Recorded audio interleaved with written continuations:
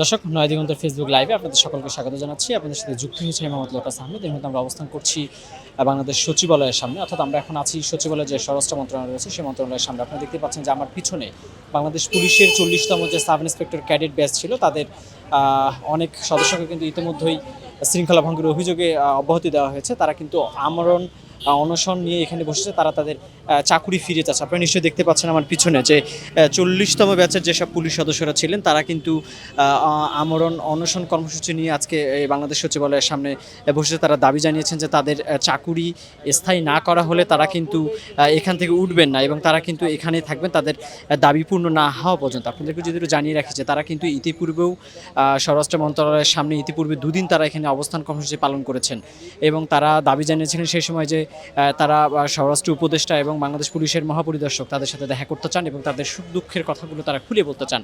আপনাদেরকে যদি একটু জানিয়ে রাখি যে বাংলাদেশ পুলিশের যে 40তম সাব ইন্সপেক্টর ক্যাডেট, এই ক্যাডেটের এখানে যেসব সদস্যরা এখানে অনশন কর্মসূচি পালন করছেন তাদেরকে কিন্তু চাকরি থেকে অব্যাহতি দেওয়া হয়েছে। তাদের বিরুদ্ধে অভিযোগ ছিল যে তারা শৃঙ্খলা ভঙ্গ করেছে। মূলত শৃঙ্খলা ভঙ্গের অভিযোগে কিন্তু তাদেরকে চাকরি থেকে অব্যাহতি দেওয়া হয়েছে।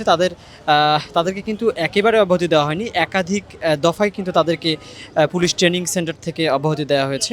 আপনাকে যেটা জানিয়ে রাখি যে মূলত সকালবেলা নাস্তার খাবার না নেওয়ার মতো অপরাধের কারণে তাদেরকে অব্যাহতি দেওয়া হয়েছে। এছাড়া আরও বেশ কিছু জনের বিরুদ্ধে অভিযোগ ছিল যে তারা উচ্চমাত্রায় চিল্লাচিল্লি করেছিলেন, যে কারণে তাদেরকে কিন্তু পুলিশ ট্রেনিং একাডেমি থেকে অব্যাহতি দেওয়া হয়েছে। তবে এখানে যারা আজকে অনশন কর্মসূচিতে বসেছেন তারা যেমনটি বলেছেন যে তাদেরকে যেই অপরাধে চাকরি থেকে অব্যাহতি দেওয়া হয়েছে মূলত এই ধরনের কোনো ঘটনাই পুলিশ একাডেমিতে কিন্তু ঘটেনি।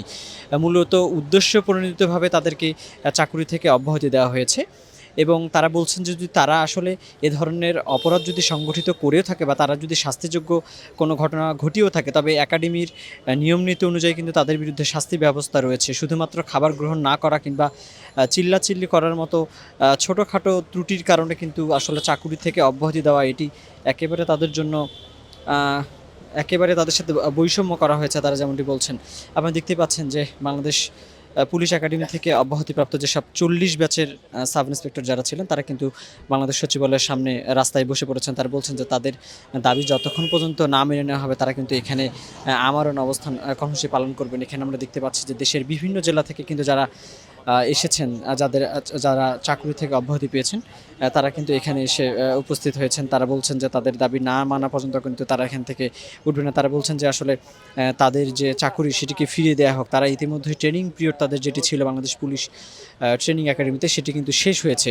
তাদের এখন কিন্তু পাসিং আউটের মধ্য দিয়ে তাদেরকে বিভিন্ন জেলায় পদায়ন করার কথা ছিল, তবে তাদেরকে পাসিং আউট না করায় তাদেরকে কিন্তু চাকরি থেকে অব্যাহতি দেওয়া হয়েছে। তারা কিন্তু তাদের সে চাকরি ফিরিয়ে চাচ্ছেন। তারা বলছেন যে তারা অনেকেই কিন্তু একেবারে মধ্যবিত্ত কিংবা নিম্নবিত্ত পরিবারের সন্তান, অনেক আশা নিয়ে পরিবারের স্বপ্ন পূরণের লক্ষ্যে কিন্তু তারা পুলিশে যোগদান করেছিলেন এবং তাদের ট্রেনিং পিরিয়ড সেটি কিন্তু শেষ হয়েছে। তাদের এখন স্বপ্ন ছিল যে তারা বিভিন্ন জায়গায় কিন্তু পদায়ন করা হবে, তারা দায়িত্ব পালন করবেন, তবে তাদেরকে কিন্তু সেখানে পদায়ন না করে তাদেরকে চাকরি থেকে অব্যাহতি দেওয়া হয়েছে ছোটোখাটো কিছু ত্রুটির কারণে। যেমনটি বলছিলাম যে তাদের বিরুদ্ধে অভিযোগ রয়েছে যে তারা সকালবেলা নাস্তা গ্রহণ করেননি এবং অনেকের বিরুদ্ধে অভিযোগ রয়েছে যে তারা মাঠের ভিতরে কিন্তু উচ্চ শব্দে হৈ হুল্লোড় করেছেন।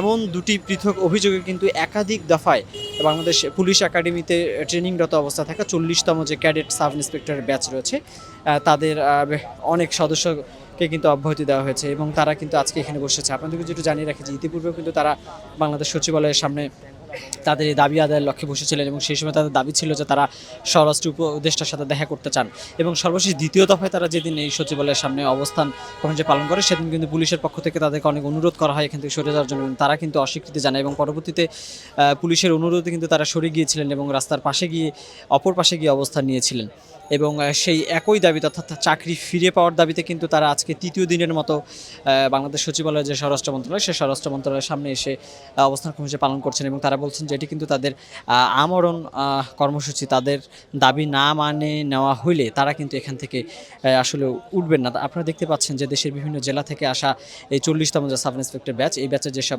সদস্যরা রয়েছেন এখানে অধিকাংশই পুরুষ সদস্য। এছাড়াও আমরা সামনের সারিতে কিন্তু দেখতে পাচ্ছি যে অনেক নারী সদস্য সদস্যরাও কিন্তু এখানে তাদের দাবি আদায়ের লক্ষ্যে অবস্থান কর্মসূচি পালন করছে। তারা বলছেন যে তাদের দাবি যতক্ষণ পর্যন্ত না মানা হবে তারা কিন্তু এখান থেকে ফিরবেন না।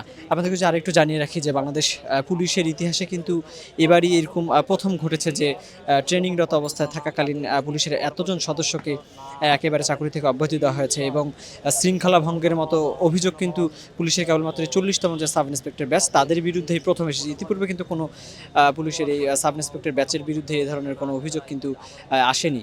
অর্থাৎ 5ই আগস্টের সরকার পতনের পর এটি কিন্তু প্রথম।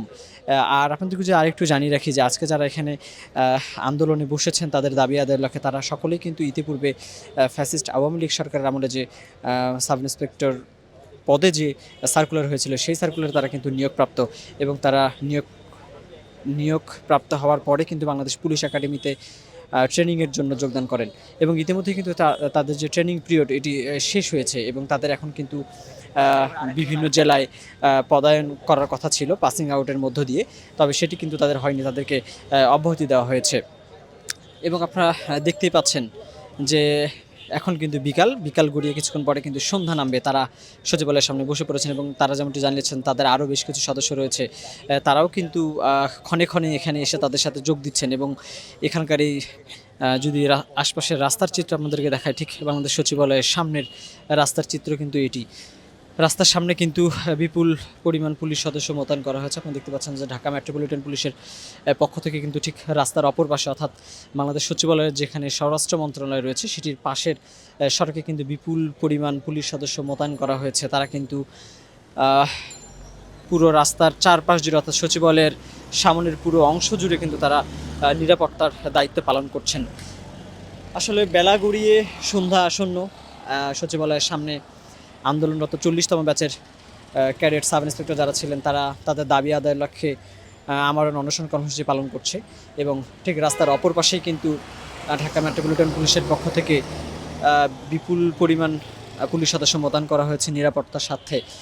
ঠিক সচিবালয়ের সামনের বর্তমান চিত্র এটি আপনাদেরকে দেখানোর চেষ্টা করছিলাম। আর ঠিক রাস্তার অপর পাশেই কিন্তু বাংলাদেশ পুলিশের 40তম সাব ইন্সপেক্টর ক্যাডেট ব্যাচের যেসব সদস্যরা ছিলেন যাদেরকে শৃঙ্খলা ভঙ্গের অভিযোগে চাকরিচ্যুত করা হয়েছে তারা কিন্তু রাস্তার ঠিক এক পাশে ব্যানার, ফেস্টুন, প্লেকার্ড নিয়ে বসে পড়েছে তাদের দাবি আদায়ের লক্ষ্যে। তো দর্শক, এখন পর্যন্ত বাংলাদেশ সচিবালয়ের সামনে থেকে আন্দোলনকারীদের নিয়ে বিস্তারিত এই ছিল আমাদের কাছে। নতুন কোনো আপডেট নিয়ে আবারও যুক্ত হবো, সে পর্যন্ত নয়া দিগন্ত সাথে থাকবেন।